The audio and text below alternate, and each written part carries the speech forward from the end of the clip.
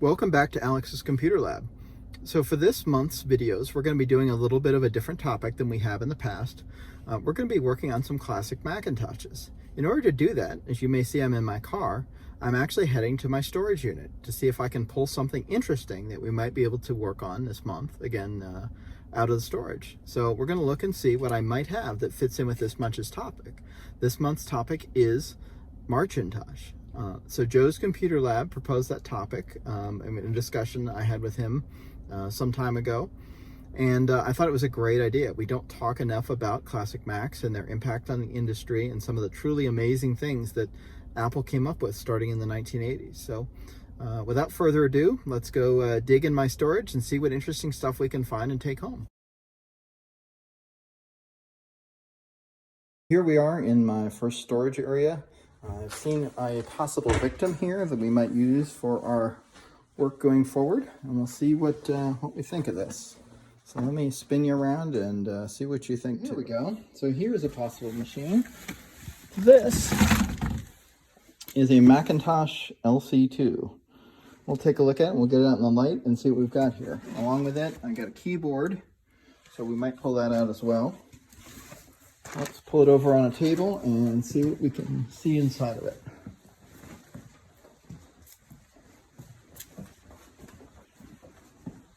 So this machine is entirely new to me. I figured I would take a stab at that. I've not done a lot of unknown device rebuilds. So this is the LC II. I just pulled it out of my storage. So as you can see, it's not too yellowed actually. It's in fairly decent shape. Let's open it up and see what we've got inside. So I've got the top of the LC II open. There we go. So looks like it is complete, which is good. So this machine is I believe a 68030 at 16 megahertz. Let's confirm. Yep, 68030 at 16 megahertz. It's a little bit of a compromised machine, so it has a 16-bit bus. So this is not the fastest 68030. So as you can see, it's got a vSIM in it. I'm assuming it's the original small vSIM, probably the 512K. And we've got two memory modules here of 72-pin SIMs. Let's look at them and see what they are. Trying to get my fingers in here while filming is not the easiest thing. It really impresses me when people do this well. There we go. Here's one of the memory modules right here. I did manage to get it out. By Microtech. So MN4141, 70 nanoseconds, and I'm not sure. I'm guessing these are, they might be 4 meg SIMs. I'll have to look up exactly the part number, and hopeful me will subtitle this when he puts the video together. And then the vSIM, which is right here, we'll take a look at that as well and see what we've got. So this is you can see hopefully the camera will focus. There we go. Here's the vSIM. I'm guessing this is the 512K. 4x8 display VRAM SIM, so yeah, I think this is the 512K vSIM. And 100 nanoseconds, as you can see. Actually, no, that's probably SRAM, so it's about 10 nanosecond. But we'll look it up and see. Hopefully I'll subtitle everything. There's no battery in this machine, which is excellent, which means the battery didn't have an opportunity to leak. I'm going to take a look at the capacitors and see what I see. I don't see a lot of goopy stuff down here. I don't feel it either. Obviously, as anyone knows, that these 90s machines, they're well known for their surface mount caps leaking. So I've not ever powered this machine up. So we will see exactly what condition it's in when we do that. And I guess I'll go ahead and reinstall the memory module.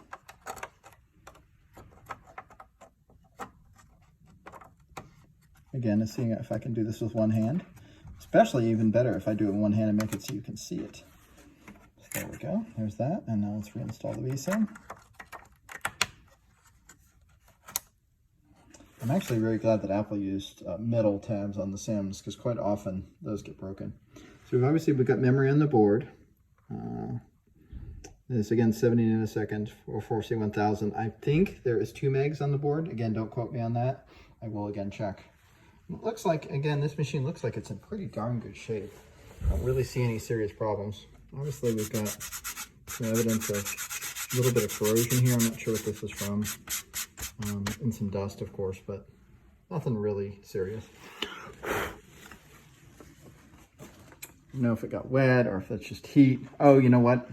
If you look at the board, the corrosion is right above the fan. So it's not corrosion, that's just dust that's been blown onto the top. So we'll take it home and power it up and see what we got. Looks like this machine at one point had an Ethernet card installed in, but it's not currently present. So we'll see, we might be able to do something interesting with that. We'll see what I can come up with. We're here with the machine that you may have seen me pick up earlier from my storage unit. This is the Macintosh LC II. I have actually never powered this machine on. I also don't have any idea what the status of the machine is. I was given this as part of another deal at a Hamfest about 1.5 years ago. So I haven't the faintest clue whether it works or not. So I guess we will find out together. We're also going to have to play with some video adapters because I don't remember and I've done no research exactly what video adapter settings to use. I'm starting out with a dumb video adapter. I'll show you some examples of other video adapters as well as we get along in the video, depending on how well this works. So we'll give it a shot and see how things work.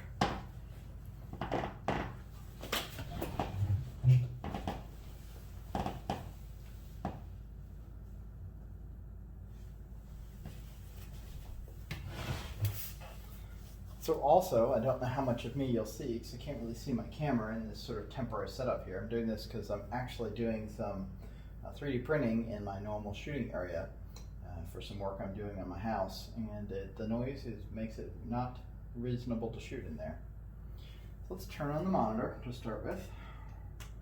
This is my portable testing monitor that I use. It's really handy for things like this. It's a little portable monitor with a battery. And of course, because I don't plan ahead, I don't have any idea how much battery charge it has. So I guess we'll find out about that too, right? Let's see what happens when I flick this thing on. Well, that's a good sign.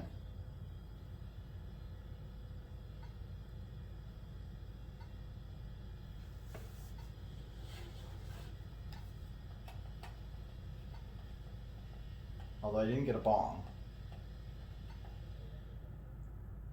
And that was the hard drive spinning up and then shutting down, so interesting. It could well be just due to lack of battery. We are getting a little bit of blinking output on the screen, so at least we're getting a video signal, so that's something. I did open up the machine earlier, as I think I showed you in the earlier part of the video, and didn't see anything obviously wrong with the system. I did see it was missing a battery. I don't remember the LC2 as being a system that absolutely has to have one. If it does, then I obviously can get one, but what's that up there? Oh, there we go. We have a mouse cursor. What a concept. So we are doing something.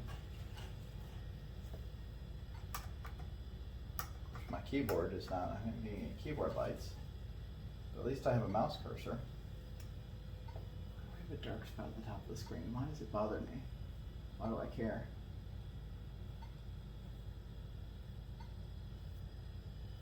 There we go. So I have a flashing cursor. So this is good. So with this, we know that the video adapter works. I can see a little bit of shadowing, which probably means this machine needs to be recapped. I don't know how well it's coming through on the video, but the flashing question mark disk, oh, and the machine's booting. That's kind of weird, the hard drive spun down before.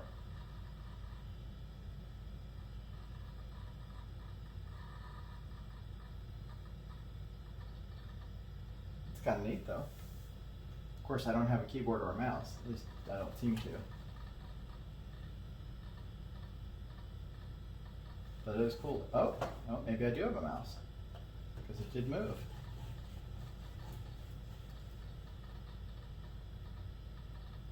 Probably should have brought a mouse pad, because these Apple mice don't work particularly well on dining room table placemats. But we'll boot it up and see.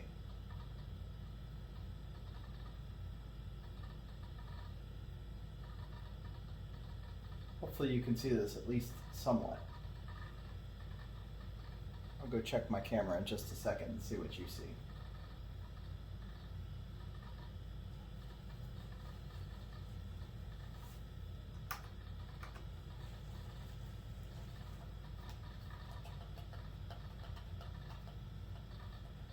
It is somewhat interesting that I'm not getting anything on the ADB ports.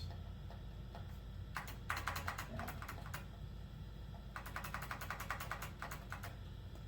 Looks like the video is pretty good though. I see a little bit of noise in it, but again, nothing unexpected. So that's actually really good. That means this machine mostly works. Pretty cool.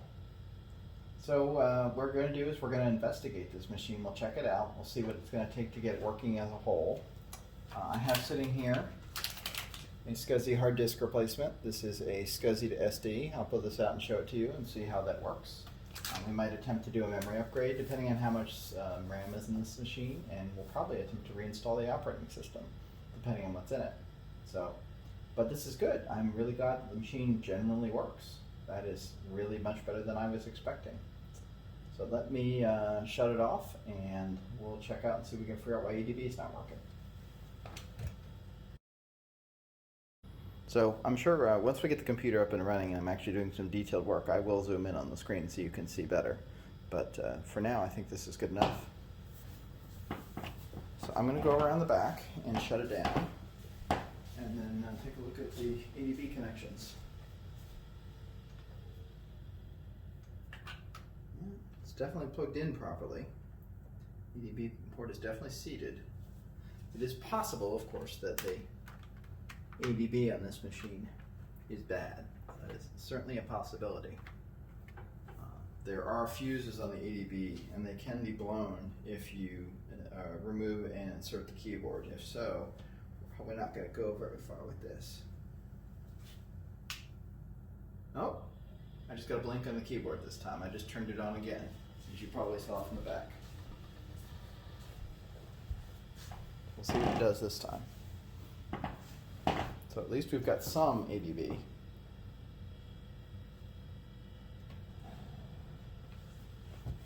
Much more quick boot up this time, so maybe the hard disk was just a little grumpy after not being used for a while. I will turn the monitor toward you all so you have the better view, so I can work at an odd angle.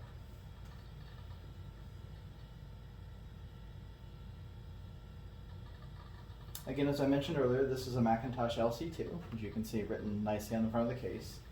As you can see, actually, it's not very yellow, which is kind of nice. It's not the cleanest out there, but I have this nice extended keyboard, original extended keyboard. Now, wait a minute, is this an AE or AE2? AEK. Oh, it's extended keyboard 2. So this is a machine, this is a keyboard that someone might have used on this machine. The time period is fine. However, it's probably a little expensive for the time this was their high-end keyboard. So there's no, it's probably more likely somebody would have used a more compact keyboard, but at least it's age appropriate.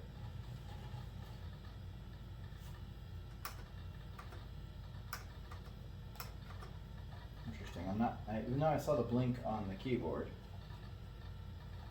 I don't get a caps lock light, which is interesting. And I'm not getting anything.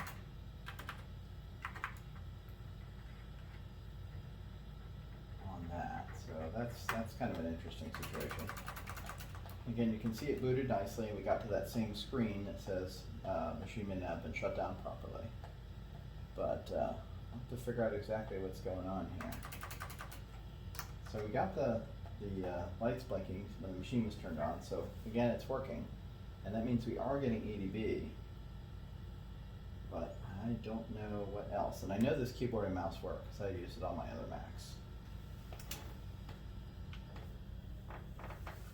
Okay, we're going to try another trick here and see what happens. I did a little bit of research. There's nothing obvious that would cause the lights to blink, but the keyboard to not work. I'm going to try and assume that maybe the battery, since we do not have a battery installed. So I'm going to flick the power on, off, and then on again, because that will apparently solve a lot of problems.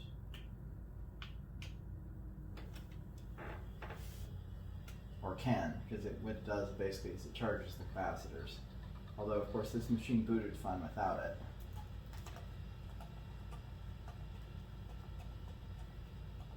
So we know the hard drive is working here. There we go. And I still not seeing anything happening as far as ADB.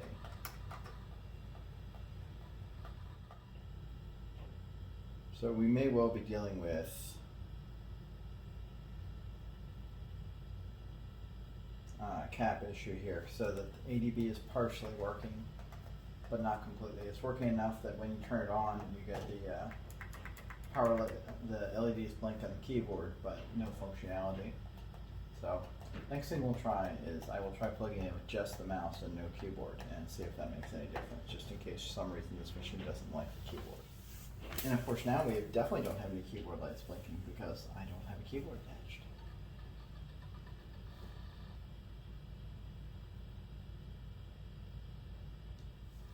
Seems to be working about the same.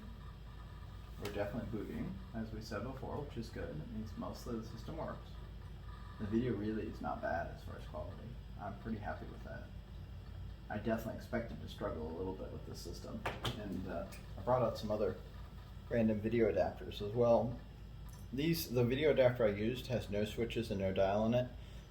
The purpose of this is you can force what are known as the monitor sense lines.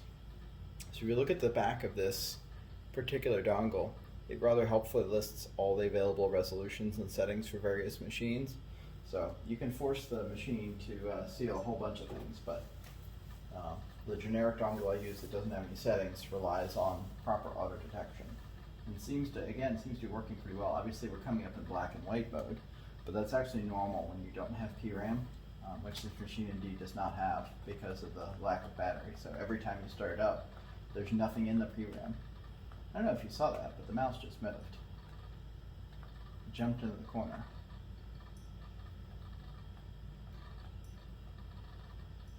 Oh, the mouse is moving. We might have something. I did get something there.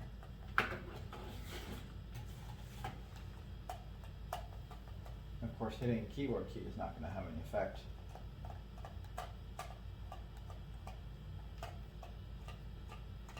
Huh. Well, let me get a mouse pad and see if that helps us out any. So hold on and don't go anywhere. Ha ha ha ha. And I'm back with a mouse pad. Woohoo! Blue mouse pad. Hooray!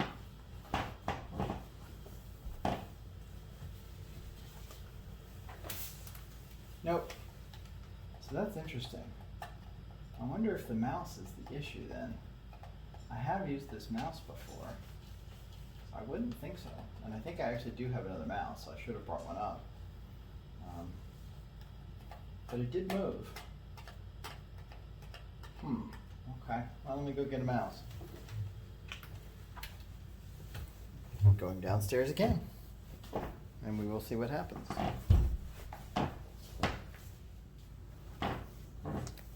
So, I went and got another mouse. I actually do not have another keyboard.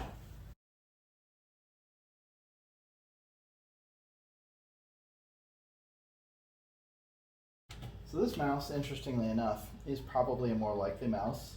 This is what would have likely come with the machine. This square mouse here was most often used with earlier machines. This particular mouse looks like, what's the date on this thing? No, I don't have a good manufacture date on this. I'd have to look it up to be able to say exactly when this one was made. I have, of course, the serial number and all that. I'm pretty darn sure it was working. So I was using it on another Mac. I will say that this later mouse does feel better, but yeah, it's not making any difference. Oh, it moved. Oh, the mouse does move. You may have seen it jumping around. Interesting.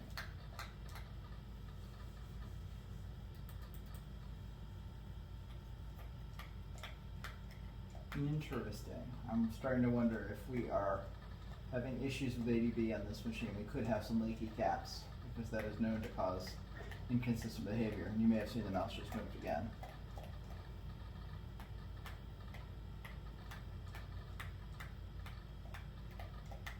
The other thing that's nice is on some machines, there are two ADB ports. The LC2 is not one of those machines.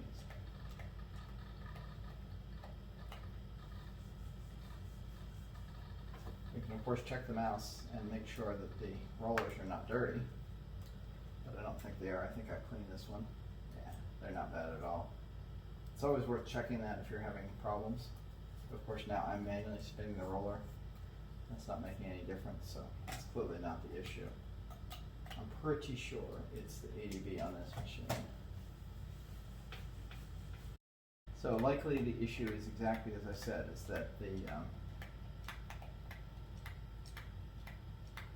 that we have leaking capacitors on the board and they're affecting the functionality of the ADB. So we may not be able to do a lot more. I do not unfortunately have a known good battery. I can go, of course, get one, but I don't think I have any handy here. I don't have my battery supplies that I would normally have. Whoop.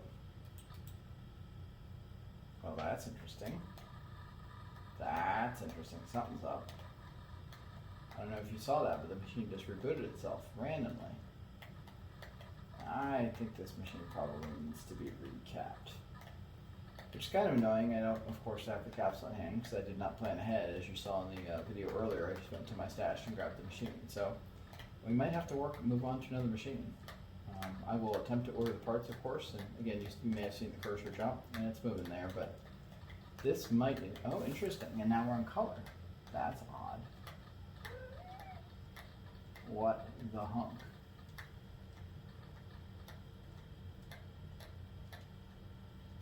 It's good to know that the video RAM is good enough that color is working. The mouse is moving a little bit more this time, but I really, that was weird. I don't think I've had a machine, something's really wacky. I'm guessing it's the power supply. Because the power supplies in these machines are actually known to have issues. Because yeah, now the screen is gone. And I'm guessing we've rebooted again. Yeah, that's what it is. So, I'm guessing the power supply in this thing is going. Which actually, again, it's not that big a deal. Likely it's just leaking capacitors in the power supply. But it does mean I have to get parts. I'm guessing that's what's going on because it's rebooting over and over again. So yeah, that's what it is. So let's put this poor machine out of its misery for a while, and then I'll take a look at the power supply. We'll pop it open and we'll take a look and see if we see any obvious faults. The nice thing about the LC, or one of the nice things about them, is that they are darned easy to work on. So all you have to do to open them up is just pull up on these two tabs. Be a little gentle because the plastic in these things is a bit brittle.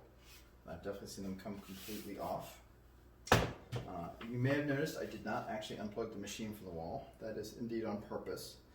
I like to protect the machine from me because again now when I touch this the machine is still grounded. So I have now grounded myself by touching the power supply because it is connected to a grounded cable to the wall. So let's see here. Let's unplug the power supply. Okay. Now I have to remember how to pull the power supply to this chassis because I definitely do not. I do remember it's supposed to be pretty darn easy. It looks like, I'm guessing, I see a screw in the front. I'm guessing we might have to,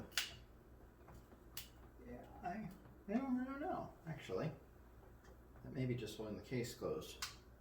Because there's a tab right here that I just pulled up to open. There's another one here. Yep. The Apple actually made this extremely easy to surface. Power supply open. Power supply removed, I mean. So let's open it up and see what we got.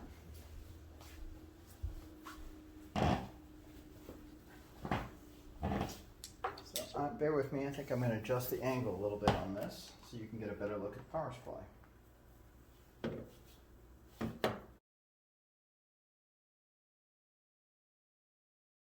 So let's open up this power supply and see what we get.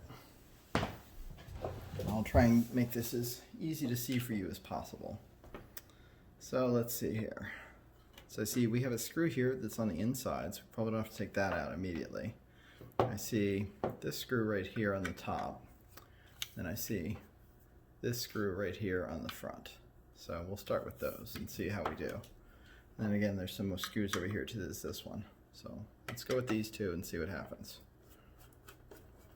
I do not suggest working on power supplies for those who are completely unfamiliar with electricity, because there are high voltages in these. Especially considering this power supply was just on, there are certainly high voltage in it still, because the capacitors in it do not drain instantly when you turn the machine off. Trying to do this so you can actually see what I'm doing, but that may be a lost cause here. What I don't want to do is strip the screws. It's one of the problems with Phillips screwdrivers is they will tend to strip if you don't use the right screwdriver and the right amount of pressure. Phillips are kind of known for that. Okay, what else do we have here? So those two are out. Doesn't feel like this wants to open yet. So let's take out this one on the side as well. Please forgive the harsh shadows here. I don't have my video live, which I probably should have brought up, but I did not bring it. Let's see what we got here. Let's see if that does it. Nope. Let's see what else we might need. Oh, there we go. That was it. It's just loose. It's just a little bit tight. So we pulled the top off this power supply. Let's see what we see. So, what do I see? I see some spider webs in here. I don't know how well you can see what's going on here. I see spider webs. I don't see any power supply caps that are split on the top. I definitely do see hot glue, but again, you'd expect to see that. This big old cap. Again, of course, I could take all these caps out and check them with an ESR meter to check and make sure that they're still in reasonable condition. Obviously, the fuse is working, or else the machine wouldn't power on. But what I was looking for is, if you look at the top of these caps, you can see there are score marks here. Those are vent holes. Those are vent scores, so that if the cap explodes, it will not actually cause shrapnel to go out inside the case, possibly creating a dangerous situation. So that's meant so that if there's overpressure inside the cap, the contents will leak out without exploding. And again, I'm looking at the PCB around this cap. Again, I can't really see in here around these caps so well because it's pretty tightly packed. But just looking to see if I see evidence of electrolyte or the contents of the cap leaking out. And I don't, but that doesn't necessarily mean I would see it. I probably would have to get this board out to really see well. So I'm thinking at the moment, the first thing to probably do with this is, since I really don't want to go through and check with an ESR meter, that is a fair amount of work. And these power supplies are known for having a failure like this, so it's probably worth just going ahead and recapping it. So what I will do is I will order the parts for that, and then we will see if they arrive in time for me to do more of that in this month of Marcintosh. Thanks for watching this video. If you would like to see more like it, please come back. We will definitely have more Marcintosh content over the rest of this month. Again, go check out Joe's Computer Museum for more Marcintosh content, and there will be a link to the playlist attached to this video.